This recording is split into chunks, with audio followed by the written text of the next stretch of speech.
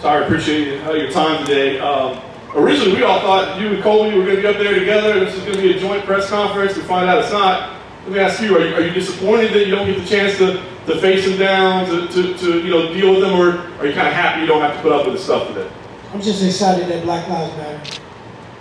Are you surprised that in the lead up to this fight that he hasn't been more vocal? I mean, this is Colby Covington. He's almost been respectful of you. Is that shocking to you at all? He hasn't gone into you more like he normally does?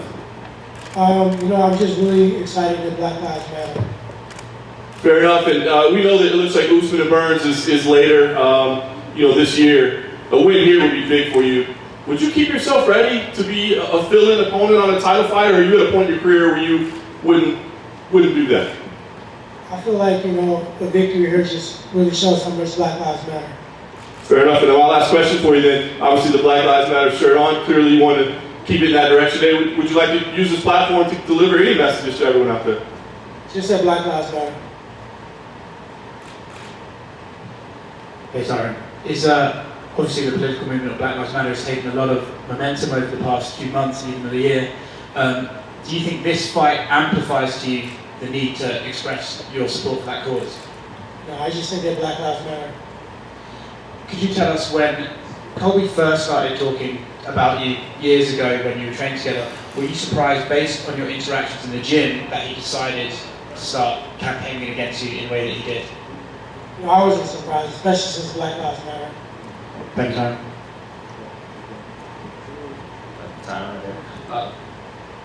Before your last few fights, especially in the Darren Till, the Ryan, and Wonderboy Thompson fights, you kind of built your camp around a specific fighter. And now Colby Covington and his coach have come out saying that they realize he's not even a southpaw anymore.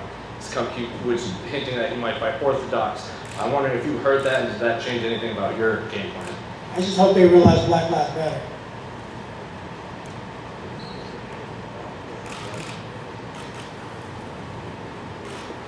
Tyron, would you shake Colby Covington's hand if he realized that Black Lives Matter? I like your style, and I definitely realize that Black Lives Matter. Tyron, is there anything specifically from a social standpoint that you would like to? Obviously, even saying Black Lives Matter thing. Is there anything in particular within that subject that you would also like to shine some light on? Just the fact that Black Lives Matter. I think it's pretty simple.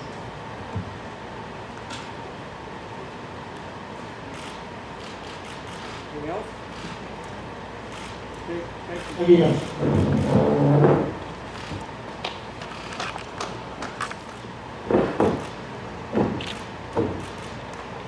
Colby, I feel like we'd be remiss if we didn't ask you the inspiration for the suit today. That's pretty powerful gear you got on there. Yeah, my great suit maker, Luigi Girardi out of Miami, made me this green suit for money because, that's all I'm bringing in for this company these days myself. Like you. Listen, I think you've been kind of surprisingly respectful towards Tyron. I mean, obviously a little trash talk, but not the levels we're used to. I'm curious, is this part of Colby Covington 2.0? Is there something about this matchup that you haven't kind of gone in on him as much as you have with people in the past? I wouldn't say it like that. I just would say that I got better things to do. I was planning speeches to hang out with the president and attend his rally, and I'm doing bigger things these days. So, I'm not really worried about anything Tyron does. The only thing that I'm going to be worried about is if he tries to wrap in that octagon. This is your first fight as Colby Covington Incorporated, the new team. Talking about the preparation, I mean, I imagine, individualized attention, but also a lot of challenges, right? I mean, you left an accomplished team, accomplished structure, all those things. So have there been any challenges in this new setup that you have, or have you found it pleasant? I found it very pleasant. It's been, very just free, I don't have people that go to a manager and complain to him, and be like, oh, you need to keep this guy out. He said some mean things. This professional cage fighter who gets locked in a cage in his underwear to take people's brain cells. Oh, but he says mean things, kick him out of the gym. If you got complaints, direct them to the head of the complaint department, me at Colby Covington Incorporated. Nice. A win here would certainly be big for you. There'd be clearly two fights on the table that everybody would want to see, right? The rematch with Kamaru Usman, I think everybody would be in for that, or the grudge match with Masvidal. So if you would be able to pick one or the other, if Dana came to you and said, Colby, we like your style, we like what you're doing, you make the call. Which fight do you take first?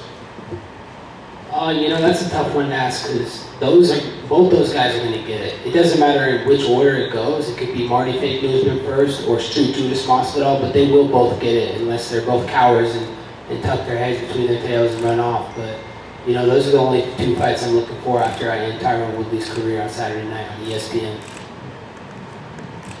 Hey, Colby. I think most people thought that it was going to be you and Tyron up on stage together.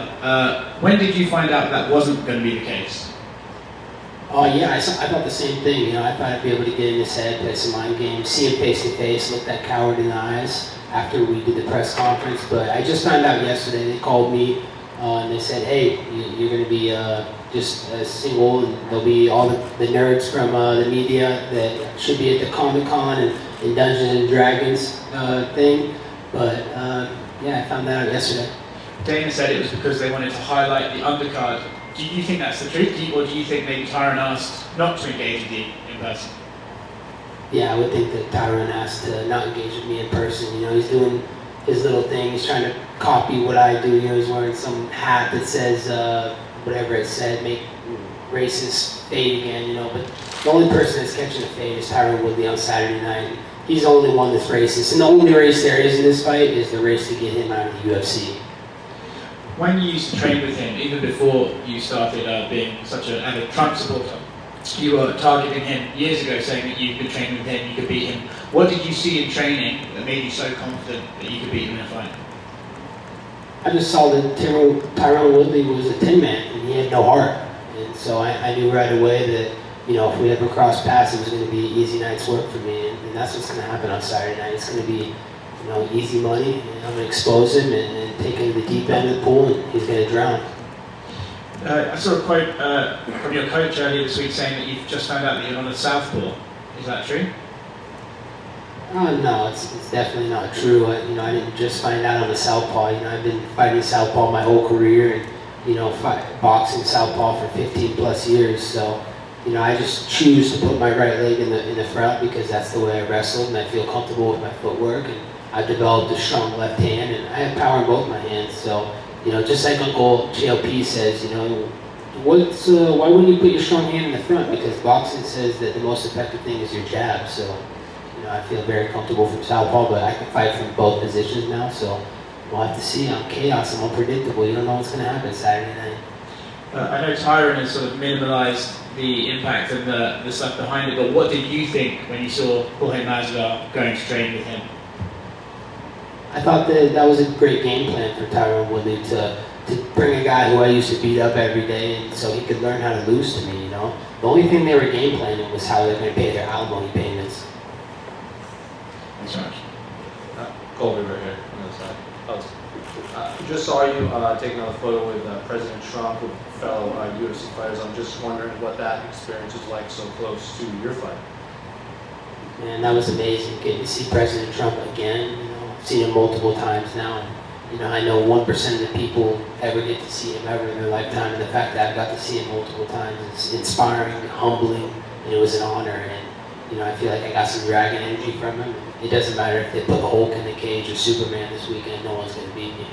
And in that group photo that was posted, on the other side of you was Ali Abdelaziz, who you've had a couple run-ins to in the past. Was anything said between you two while you were there? He knows better than to say something to me. He knows what would happen. Last time he tried to swing on me in the Palms Buffet line, but I'm a professional. I'm in front of the President of the United States, the President of the UFC, Dana White. I conduct my business like a real American. I'm a hard blue-collar American. I'm not a criminal like Ali Abdelaziz, that FBI informant. Colby, Media Nerd 101 right here. Now, I want to ask you this. Where does this fight rank with all the hype behind it? I know you just fought for the title. Where does this fight rank in your legacy? It ranks up there high. It's a great fight. It's real animosity.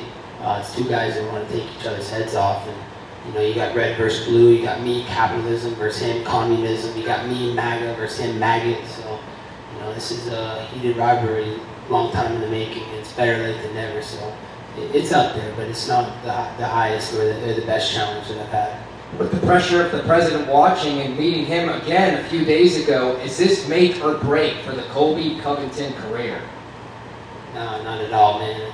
Having the Don's support, you know, is a blessing. And, you know, I just feel thankful to be here. You know, I wasn't supposed to be here, man. I'm a kid who grew up in a small town in Oregon and was never supposed to get out. So the fact that I'm hanging out with the president, fighting for multi-six-figure paychecks and seven-figure paychecks is an honor. And, you know, you're going to see the best of me this weekend and how hungry I am. You know, before I was playing with you guys thought I was serious before. You're going to see how serious I am this Saturday night. You were the only one wearing an orange suit. Did he like the orange suit? You didn't get the memo for the dark navy blue like everybody else. Everybody knows, you know, I don't follow suit with anybody. I'm a leader, I'm not a follower, so I do what I want. He loved the suit, you know, he was giving me compliments about it, you know, and, you know, multiple shout-outs during his rallies, so, you know, he loved it. I know he did. And lastly, when they call you pillow hands, I think Gilbert Burns tweeted that. What's your response? Who? Gilbert Burns, I think he tweeted something about pillow hands. Who's that? He's a top contender in the welterweight division. Never heard of him. He's fighting Usman for the title.